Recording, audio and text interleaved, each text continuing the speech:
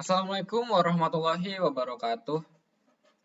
Waalaikumsalam Waalaikumsalam warahmatullahi warahmatullahi wabarakatuh. wabarakatuh. Selamat datang dan terima kasih kepada seluruh peserta yang telah hadir pada sesi seminar hari ini. Izinkan saya perkenalkan diri, nama saya Alas Malas Malfariji. Di sini saya ditugaskan sebagai moderator pada seminar Public Speaking. Nah, pada kesempatan ini kita akan membahas sebuah topik yang sangat penting dan berkaitan erat dengan kemampuan komunikasi, yaitu akar sejarah retorika dan perkembangannya. Untuk itu, izinkan saya memperkenalkan pemateri kita hari ini, yaitu Saudari Alifah Anissa Fitri yang akan menyampaikan materinya terkait bagaimana retorika lahir, berkembang, dan mengapa seni berbicara ini tetap relevan hingga era modern. Baik, tanpa berpanjang kata, langsung saja kita persilakan pemateri untuk menyampaikan materinya kepada Saudari Alifah. Waktu dan tempat kami persilakan. Baik, terima kasih kepada moderator yang sudah mempersilahkan saya untuk menyampaikan materi pada siang hari ini. Selamat siang teman-teman semua. Di siang hari ini saya akan membahas sebuah topik yang menjadi fondasi nih dari kemampuan komunikasi manusia yang udah ada sejak zaman dulu hingga saat ini, yaitu apa? Yaitu akar sejarah retorika dan perkembangannya. Nah, mungkin teman-teman di sini pada bertanya-tanya ya, kenapa di dalam seminar public speaking ini kita malah membahas tentang retorika. Apa sih kaitannya public speaking dengan retorika ini? Memangnya mereka ini sama ya? Nah, di sini saya izin menjelaskan sedikit tentang kaitan antara public speaking dengan retorika itu sendiri.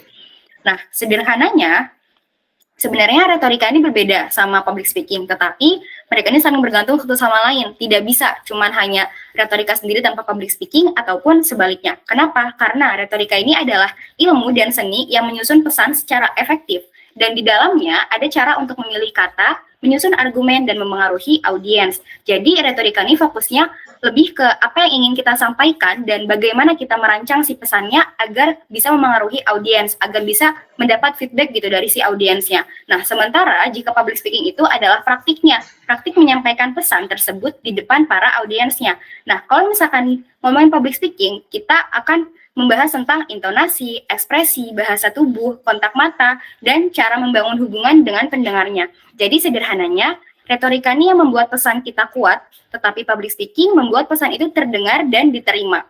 Pembicara yang baik membutuhkan keduanya.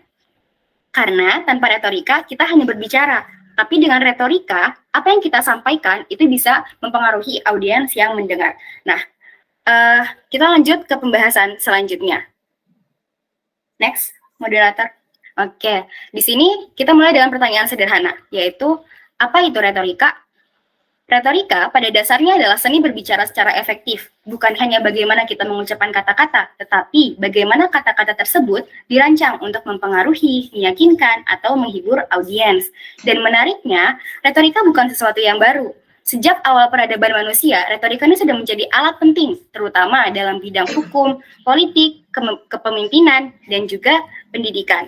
Nah, seiring berkembangnya zaman, dinamika perkembangan retorika ini terus berubah, menyesuaikan dengan dinamika sosial sampai saat ini. Baik itu dengan ilmu pengetahuan, teknologi, dari orasi kuno hingga presentasi modern. Lanjut, moderator. Nah, selanjutnya, kita di sini akan membahas pandangan Jalaluddin Rahmat kepada retorika modern. Menurut Jalaluddin Rahmat, dalam bukunya yang berjudul Retorika Modern, retorika ini bukan hanya sekedar bakat atau kemampuan bawaan seseorang. Retorika adalah ilmu yang sistematis, artinya siapapun termasuk kita yang ada di dalam forum diskusi ini bisa mempelajarinya. Di dalam ilmu ini, kita mencakup ilmu psikologi audiens, logika argumen, dan juga etika komunikasi. Untuk apa? Untuk supaya kita lebih bisa memahami para audiens, menyusun argumen, dan menyampaikan pesan secara persuasif dan juga etis. Nah, di era modern ini, retorika juga masih terus relevan, bahkan sampai saat ini. Kenapa? Karena retorika sampai saat ini masih menjadi kunci dalam public speaking, negosiasi, pemasaran, hingga kepemimpinan juga. Moderator, next, boleh? Oke. Nah, sekarang kita akan membahas tentang sejarah awal dari retorika di Yunani dan Romawi. Jika kita melihat sejarahnya, retorika ini berkembang pesat banget nih di era Yunani dan Romawi.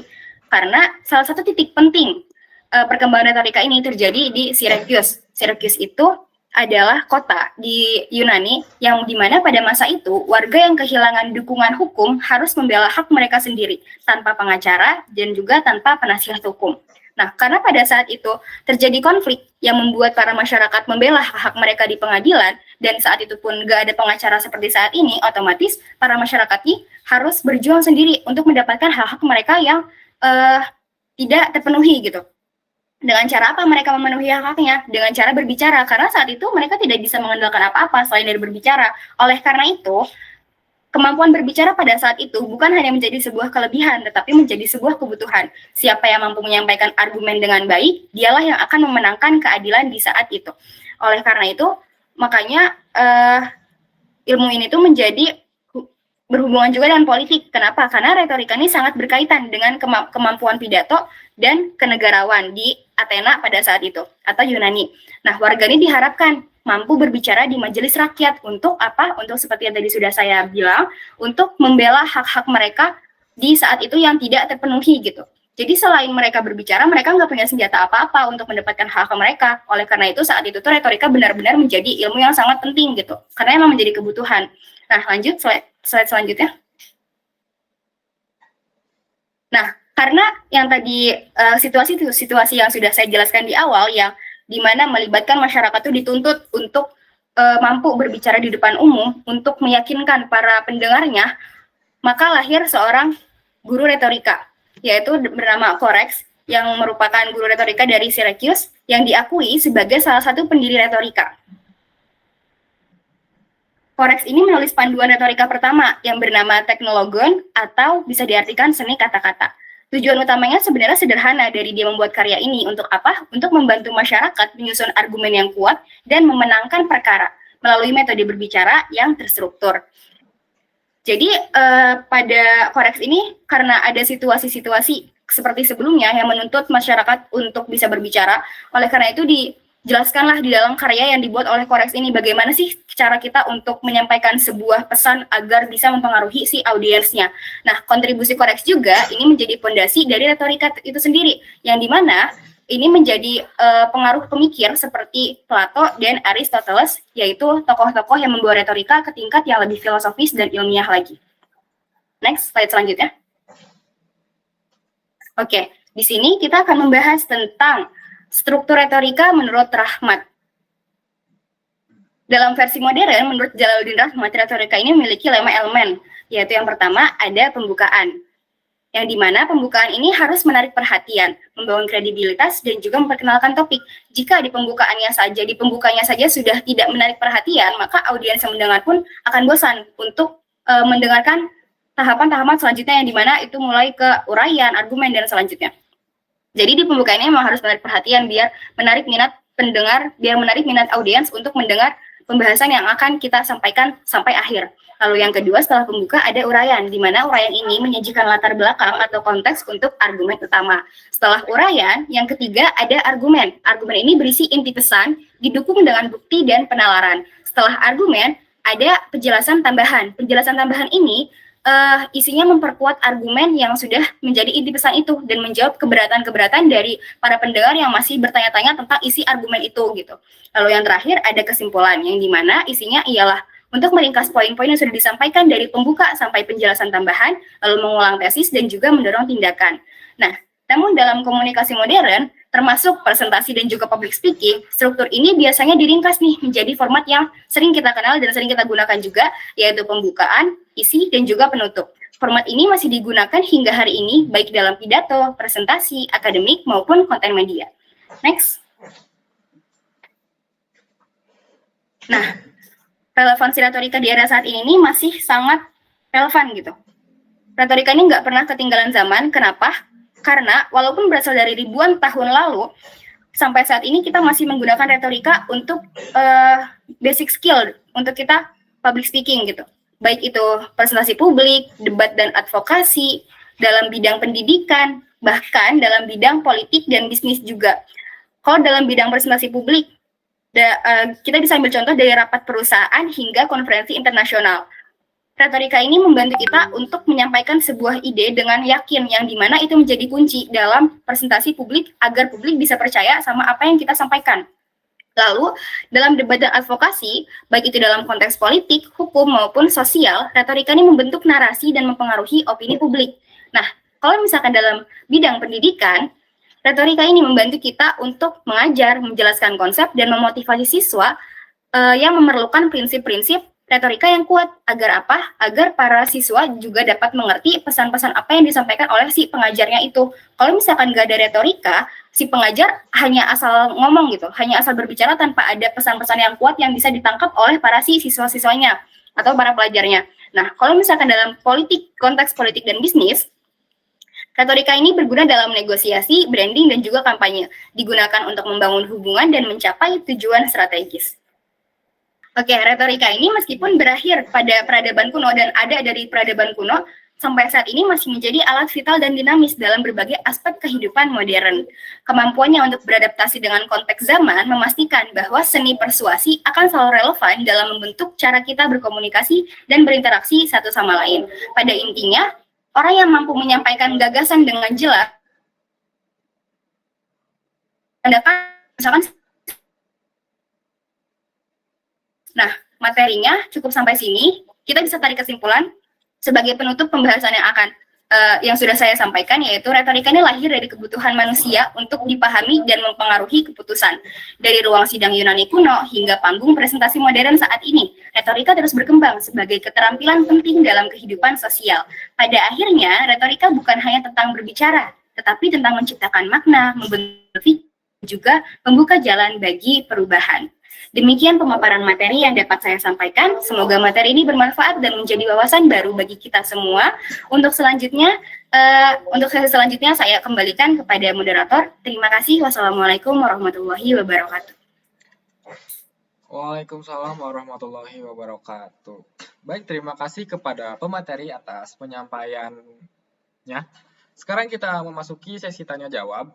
Bagi peserta yang ingin bertanya, boleh raise hand ataupun menuliskan pertanyaan di kolom chat. Nah, sepertinya kita akan membuka satu pertanyaan dulu kepada rekan-rekan peserta yang ingin bertanya, boleh raise hand.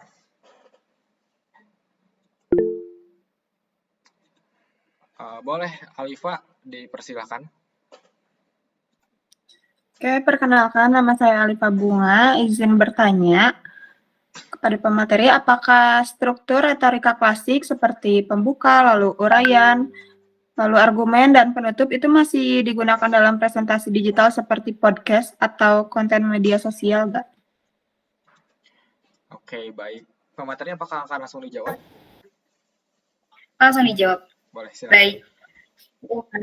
Baik, sebelumnya terima kasih kepada Kak Alifa yang sudah bertanya pertanyaan yang sangat menarik ini dan sangat relevan ya dengan zaman sekarang itu. Saya izin menjawab. Jadi tentu saja jawabannya iya.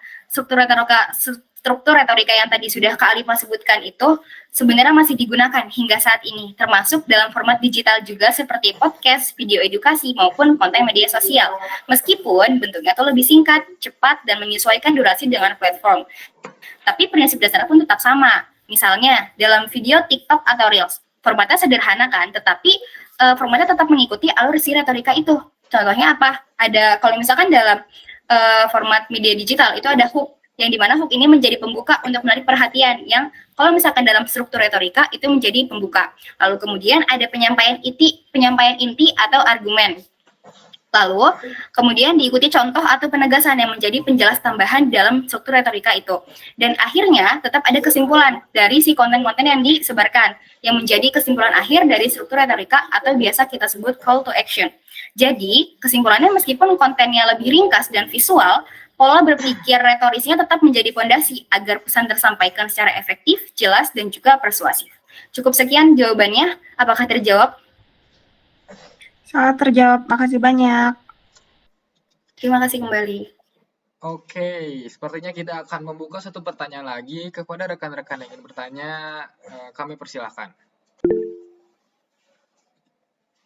Oke, kepada Ahmad Nur Hadi dipersilakan untuk memberi pertanyaan.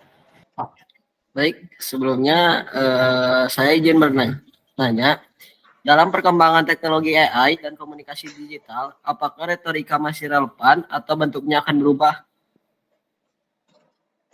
Oke, cukup, Ahmad? Oke, apakah akan langsung dijawab pemateri?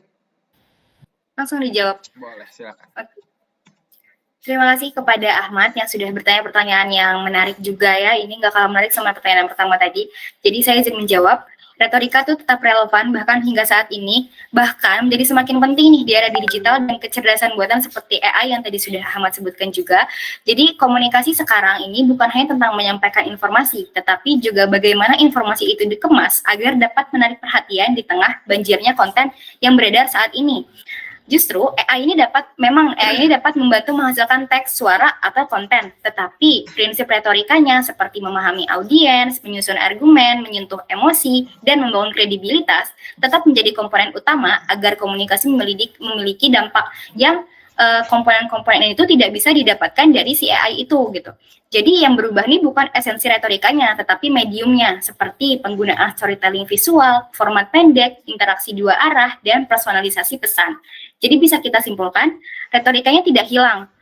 Justru ia malah beradaptasi dengan kecerdasan buatan yang saat ini sedang ramai. Fondasinya tetap sama, tetapi cara penerapannya terus mengikuti perkembangan teknologi dan dinamika komunikasi manusia.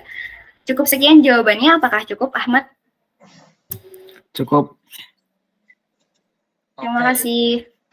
Oke, baik. Sepertinya kita tutup ya sesi tanya jawab ini.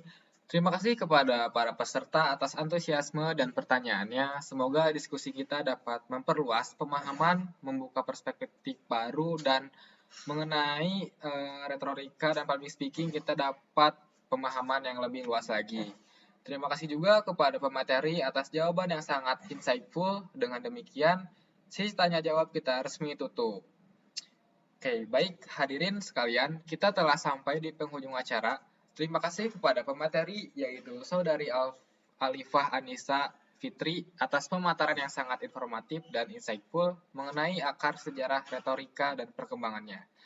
Melalui materi yang disampaikan, kita dapat memahami bahwa retorika bukan sekedar kemampuan berbicara, tetapi sebuah seni dan ilmu yang telah berkembang sejak peradaban Yunani dan Romawi. Retorika menjadi fondasi penting dalam komunikasi karena membantu seseorang menyusun pesan yang logis, persuasif, dan bermakna. Nah, hingga hari ini, retorika tetap relevan dalam berbagai bidang seperti pendidikan, hukum, politik, bisnis, hingga public speaking. Dengan memahami retorika, kita dapat meningkatkan kemampuan komunikasi dan menyampaikan gagasan secara lebih efektif. Semoga ini dapat memberi wawasan baru serta menjadi bekal bagi kita semua dalam meningkatkan keterampilan berbicara dan berkomunikasi. Terima kasih sekali lagi kepada pemateri dan seluruh peserta yang telah hadir dan mengikuti sesi ini dengan baik. Sampai bertemu di kesempatan berikutnya. Saya tutup seminar hari ini. Wassalamualaikum warahmatullahi wabarakatuh. Waalaikumsalam. Waalaikumsalam warahmatullahi wabarakatuh.